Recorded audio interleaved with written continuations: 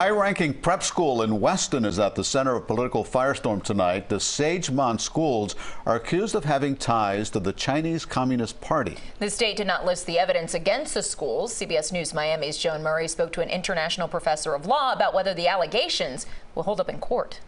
The asymmetric relationship between our two countries must come to an end.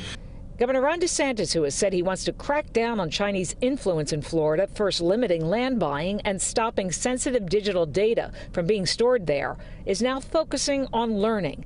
The Department of Education writing they are suspending the availability of school choice scholarships to 4 schools that have direct ties to the Communist Party.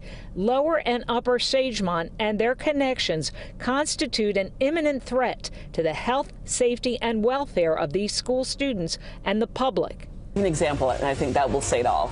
The head of the school saying in a statement they were not contacted in advance and are working with families to be sure their students can remain enrolled, adding our schools are locally run, abide by local, state, and federal laws, and do not have any ties to any political party or government, either foreign or domestic. The fact that these schools, when you work up their corporate chain, ultimately are owned by Chinese persons who are in Hong Kong does not mean that the schools are being influenced or controlled by the Chinese Communist Party. Bob Jarvis, a professor of international law at Nova, is talking about Fred Hugh, founder of Primavera Capital Group, who has written editorials about China.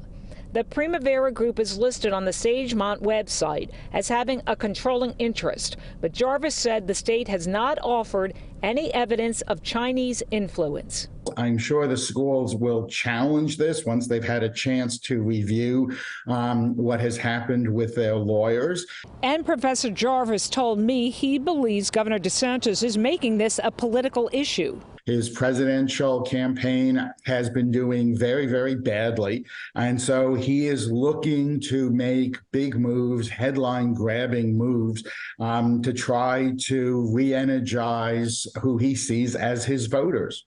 At this point, we do not know how many children are affected here at the Sagemont schools or around the state. We are still waiting to see whether there will be a legal challenge. In Weston, Joan Murray, CBS News, Miami.